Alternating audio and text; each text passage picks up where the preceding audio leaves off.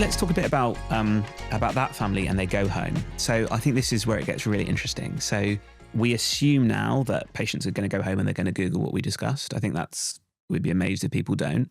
And increasingly they can talk to a chatbot and it can give them pretty good advice. How do we provide the tools to give them continuous care when they're at home, whether it's through voice or other things? Because that does feel like where we're headed with this, right? Like, what's the patient assistant in this journey?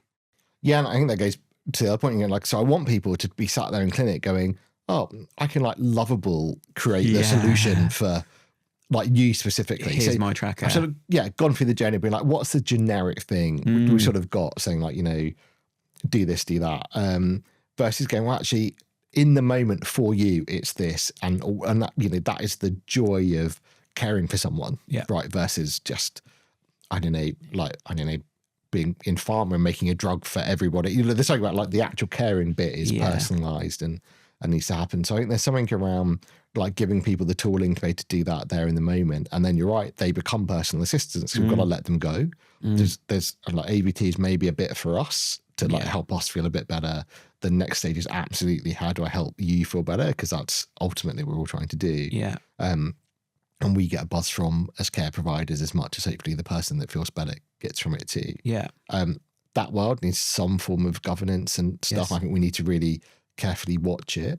The two things I really think about it are like, one is we can't let stuff just be done to us and then the cat being out of the bag, right? I think you sort of go, well, people are Googling it and then we're like, oh, but we told you not to Google it. And then, we sort of saw that with social media a bit and we were like, oh, like we now, like we don't like social media. And we're like, well, actually maybe we should have lent in earlier, even like we're too old now, but maybe we needed to force ourselves to use Snapchat and try and work through some of the challenges or at least be part of the conversation or listen to people that use it more. Yeah. So one is like making sure that we don't let something happen. It becomes something that people like TikTok as a use case for news. Like we can probably step in our world because, or at least we've got to try. I think the second part to that then is having some ability of platforms to be able to say, hey, look, we're going to orchestrate this stuff for you. Yes. Right. So we're going to let you do some stuff and we're going to do some of the other stuff that you don't have to really think about, really boring stuff like the security, like where the data's stored or the audits, all of the stuff that the average clinician isn't going to need to know about, like going back to the like coding. Great, you can create a little product, but it won't stand up if you try and run it for more than, two concurrent users. Yeah. Well, let us deal with some of that stuff at an orchestration or a slightly different level so that you've got the infrastructure or the platform that you can use on top of it. The orchestration, I think, is really fascinating. I mean, for years, I think the evidence has shown that the more engaged a patient is in their care, the better outcomes they get. And there's all these frameworks that are about trying to get people to come into a consultation room prepped so they have a valuable conversation. And I think that is what these tools do. But sometimes I think they are viewed with a skepticism. I think your point about social media is interesting as well, in that I think we all regret not leaning in harder. But I strongly don't believe in prohibition because I think it's never been shown to work anywhere. But I also think the complete lack of regulation that we allowed to happen in the social media space has obviously turned out to be a bad thing. And creating the balance between regulation internally and externally in order that these tools can be used really safely is interesting. I mean, we even worry within my own relatively small business that the ability for almost anyone to be able to generate features is really dangerous because you have all these heads running in all sorts of directions and no product coherence. And I can imagine if you're a CIO of a hospital, the thought of anyone being able to make an app, is quite scary. So putting a orchestration harness on top of that does feel really important. I met a lady in America earlier in the year who told me how in America the biggest challenge is, because all the providers are not very well joined up, is actually just managing the administration around your own care. And she was using ChatGPT to do that. It wasn't diagnosing, it was just, she put everything in there and it just told her, this is what's happened and this is what's going to happen next. And it organizes her life for her. And I'm really interested in that. So I love the idea of taking Doctor Doctor from where it is today, which is, about facilitating better access and being an intercommunication interface between the hospital, the clinician and the patient, and really leaning into being a patient-facing orchestration layer.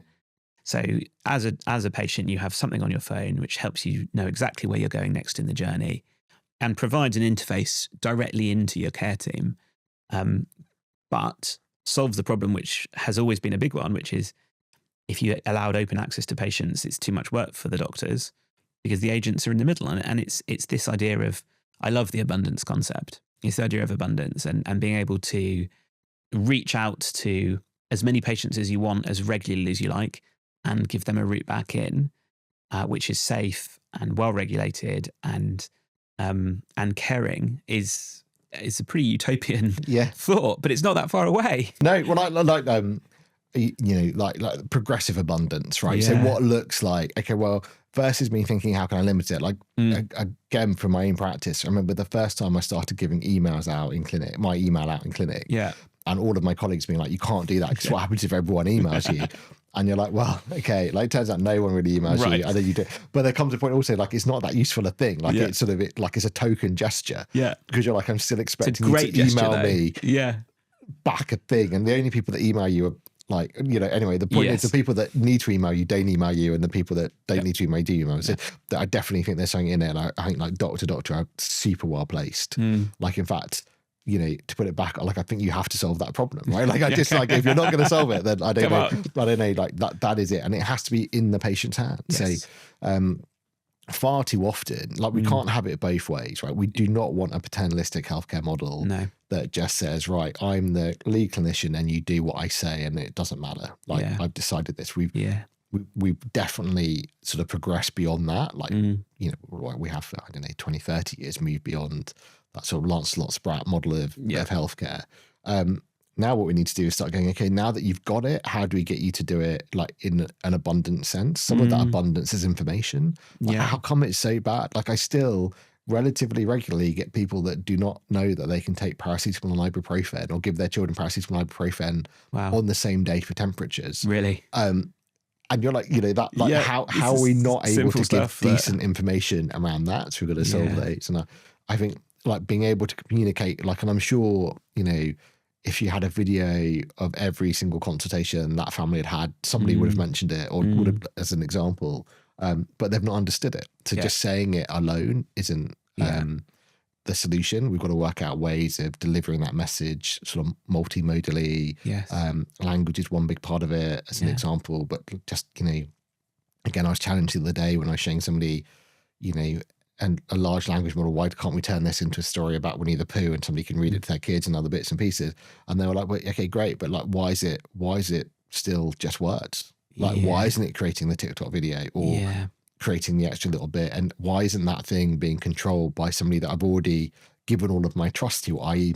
my doctor? And then if that's the case, like, then I think we have to put all of the right pressure on the doctors to be like, by the way, we're letting you drive the truck.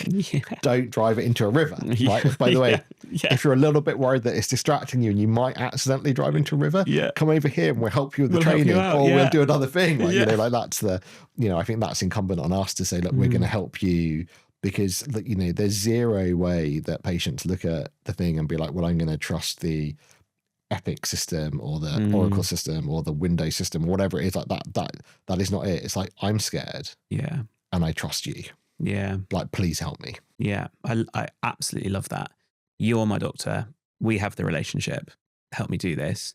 And then surround me with all the tools I need to make a success of it. I love the idea of the TikTok video. The language thing is something which I've found so compelling the last 6 months. Like, we've built, as you know, we've built some AI voice tools that reach out to patients and patients can phone into. Unbelievable amount of traction for that product from hospitals, but also from patients. Both sets of people absolutely love it. And one of the big things has been the multi-language capabilities. So whether you're a hospital in London that we were talking to recently, who, if you look at the cohort of people that are not coming to their appointments, often they're non-native English speakers. And it was really interesting, your point of being worried about filling out the form, not because you're scared of the form, but your dad was worried about his English, and being able to speak to something which talks your language is just absolutely huge. We did a piece of work with a partner of ours in Leeds, around health checks, and they were really struggling to get people in for certain cancer health checks from certain demographics. And the way they solved that was that they hired people from the local community to make outreach phone calls in their own language. And it totally transformed the uptake of that completely and utterly. Now, that's really fantastic. And it was a great piece of work, and very, very proud of that. But it doesn't scale very well. So now we can scale it. Yeah. Now we can phone people up and speak to them in their own language for as long as they want to. That's the other thing. It's not rushed. And also, to your point about context, like amazing, you can add context in, right? Like before it's like, okay, maybe I can just change the words. Yeah. But like, do you have 14 minutes to, like clinical trials as an example, like, okay, I'm going to have to try and explain some stuff to you. That's much easier for me if you come and see me in my setting. Oh no, not enough people want to do that. Oh, I know. I'll come and see you in your setting. Yeah. Well, again, I don't really like that. Okay, well, I'll try and rush it into this thing, but I've got to go for all of these things in my language. Okay, and then and then you get into language. Okay, but again, I don't have the understanding. Even if you give me the words, so what's the vocab? So like being reactive to that, I think it's like available now. Yeah.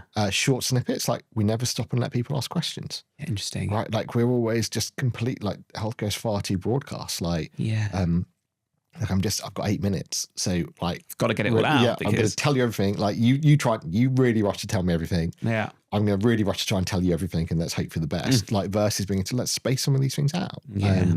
Let's see if we're able to. And I think that's what abundance is for me. It's like going it's time, right? Like it's like I would love abundance of medications that change physiology and personalized care and all of the others. And like I say, maybe we thought we were going to get sort of a few steps closer with that before the pandemic, whereas now I think the abundance is going to come back from like time, from caring. Like I think it's really sad. I mean, the NHS survey was out. It was really sad to see that. I can't remember what the stat was now, but like if less than half or maybe just over half of people would recommend coming to work in an NHS hospital. Like, oh, that's really sad. Like, like if I don't want to be here. Yeah, like it's very like you definitely don't want to be here, right? Because like nobody goes to them for, and I don't want to be here as well. Like how do you change that dynamic and then get back into that difference of culture? And I think these are the ways that you do it. You go, well, let's go back to caring.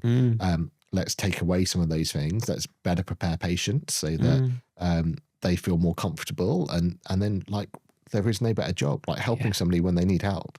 It's a brilliant thing. Yeah, go and do the thing you're trained to do and look after people. It's taking it back to the 16-year-olds and what they want to do. Yeah.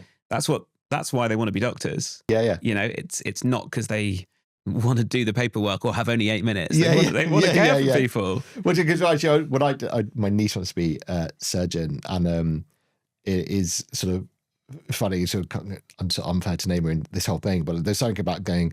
Like if you ask all of your mates that are doctors, like if you ask anybody that's as old as us now, like would you recommend it that works in the system? I think people like they say no. Like I wouldn't want sadly that. True.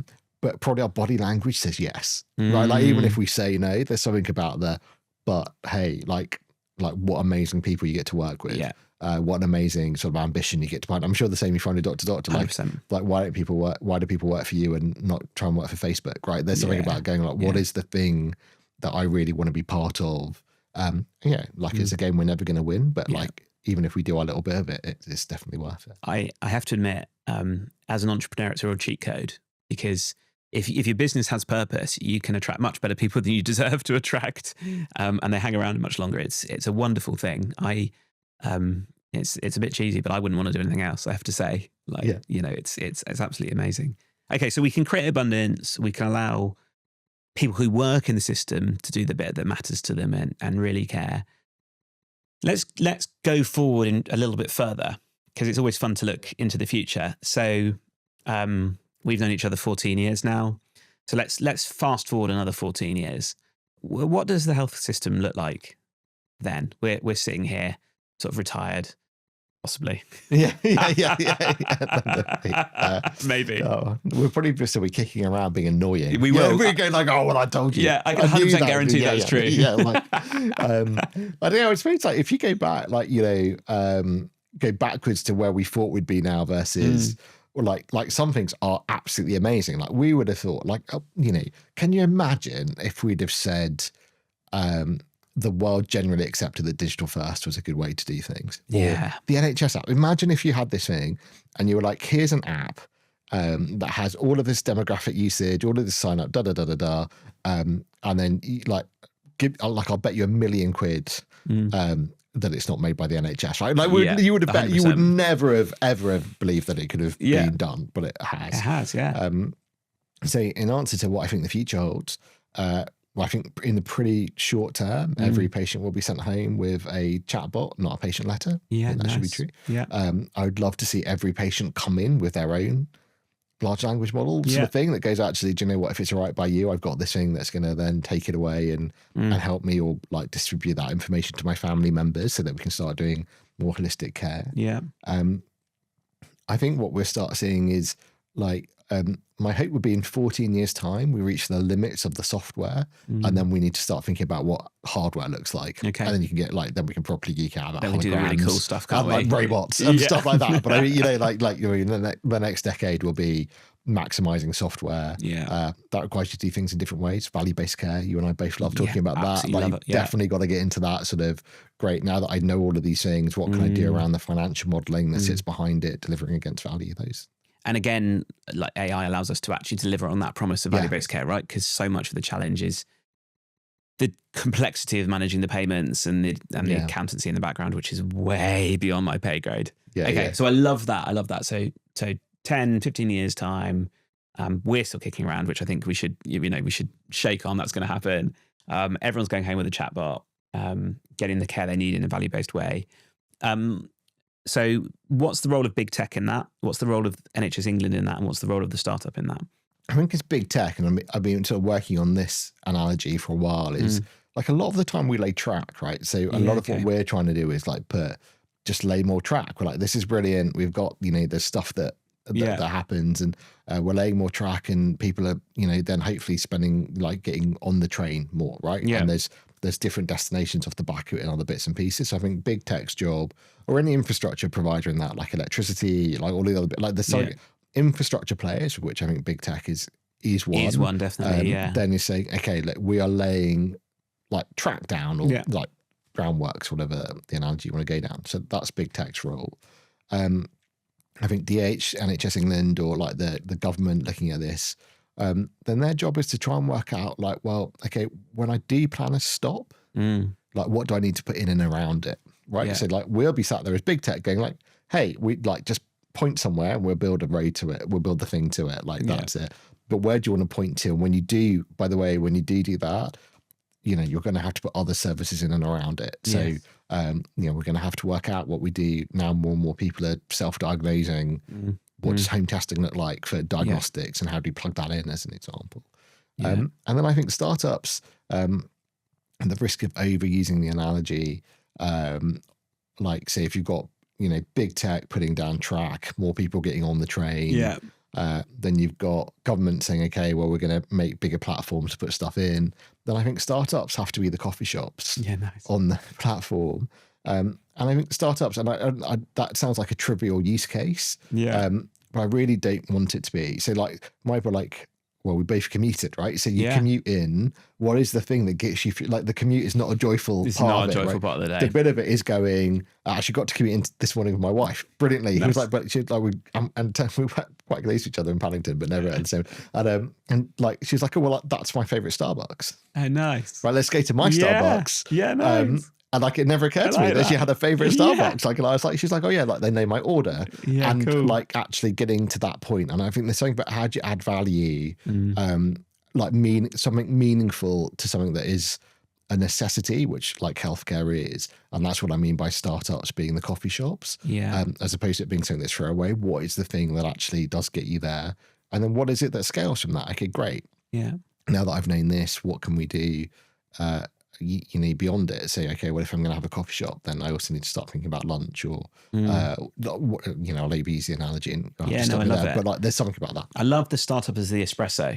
It provides the kick to the day, and it's the bit that makes it all kind of worthwhile. Yeah, and then over using that, maybe again going back to like, where do you go with your colleagues outside of the office in this new world, right? Like, you don't book a meeting. Going back to that, where do you have a human connection with colleagues when you're doing hybrid working? Like that is in a coffee shop or in whatever the equivalent is. So I don't, like I say, that's not trivial. I think in many ways it's potentially the most important part. Like it is the bit that you remember, whereas the rest of it has to blend into the background. Yeah. Do you know what I really love about this conversation is that so much of it has focused on, for two people that are basically geeks, on the purpose and the human connection. Because it does come back to that, doesn't it? Like, that's where the change happens. That's why we go to work. It's why we try and do the hard stuff.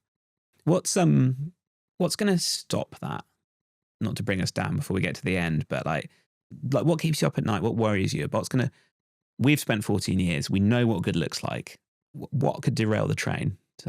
Yeah, well, I think we could not feel like we have the ability to put it where we want to. So like sovereignty, not from a sovereignty necessarily from a geographical standpoint, but like we know our patients and we know our stuff. So there's what derails it, like it's, bad signaling. And so I think there's something that says we've got to know what we want. And then one is going too fast and the other is going too slow, right? And I don't know what the Goldilocks train's got to be on time, right? Yeah, exactly. It's got to you've got to have some consistency. And knowing that. So I think we have to get that. Maybe going back to the core, it's like what's the regular, like what is our beat, right? Like what are we going to drop, and accept that like it's not going to be every single day, and there's not going to be this thing that's got it, but there's like what is that? I need Lawrence at MHRA, like the whole group of them are like, okay, well, how do we make that easy, and how do we sort of give people an understanding of what the pace can be, and therefore we can sort of like match that to plan in and around it.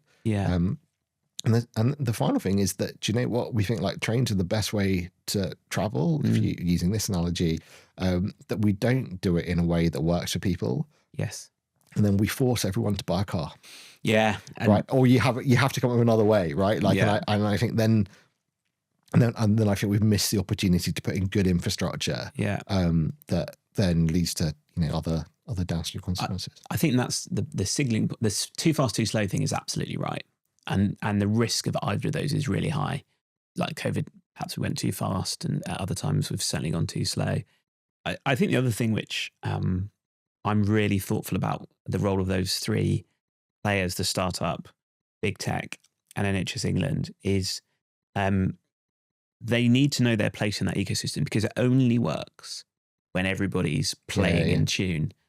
And I think one of the risks is NHS England, perhaps they need to own the platforms, or they do own the platforms because they own the hospitals, but they also need to make sure they need to run the timetable well as a regulator here and as a commissioner.